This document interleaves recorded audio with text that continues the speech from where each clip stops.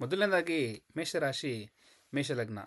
ಈ ರಾಶಿ ಲಗ್ನದಲ್ಲಿರ್ತಕ್ಕಂಥವ್ರಿಗೆ 2026ರಲ್ಲಿ ಬಹಳಷ್ಟು ಒಂದು ಸಮಸ್ಯೆಯ ಒಂದು ವರ್ಷ ಅಂತಲೇ ಹೇಳ್ಬೋದು. ಮೊದಲನೇ ಹಂತದಲ್ಲಿ 2026 ಮೇಷರಾಶಿಯವರಿಗೆ ಇವರ ಒಂದು ಸಾಡೆ ಸಾತಿಯ ಮೊದಲನೇ ಹಂತದಲ್ಲಿ ಇರೋದರಿಂದ ಆ ಒಂದು ಪ್ರಭಾವದಿಂದ ಇವರಿಗೆ ಬಹಳಷ್ಟು ನಕಾರಾತ್ಮಕಗಳು ಬದಲಾವಣೆಗಳಾಗುವಂಥದ್ದು ಆಗ್ತಾ ಹೋಗುತ್ತೆ. ಇವರಲ್ಲಿ ಸಾಕಷ್ಟು ಆತಂಕ, ಒತ್ತಡದಂತಹ ಮಾನಸಿಕ ಆರೋಗ್ಯ ಸಮಸ್ಯೆಗಳಿಗೆ ತುತ್ತಾಗುವಂತಹ ಒಂದು ಸಿಚುಯೇಷನ್ಗಳು ಇವರಲ್ಲಿ ಕಾಣ್ತಾ ಹೋಗುತ್ತೆ. ಈ ಒಂದು ರಾಶಿಯ ಅಧಿಪತಿ ಬಲವಾದ ಸ್ಥಾನದಿಂದ ವರ್ಷದ ಮೊದಲನೇ 3ನೇ ತಿಂಗಳು ಅಥವಾ ತದನಂತರದಲ್ಲಿ ಆರೋಗ್ಯದಲ್ಲಿ ಉನ್ನತ ಸ್ಥಾನವನ್ನು ಪಡೆದುಕೊಳ್ಳುವಂಥದ್ದು ಆಗ್ತಾ ಹೋಗುತ್ತೆ. ಆದರೆ ಇವರು ಕೆಲವು ಕಾಯಿಲೆಗಳ ಒಂದು ಸಾಧ್ಯತೆಯ ಬಗ್ಗೆ ಭಯಪಡಬೇಕಾಗ್ತದೆ.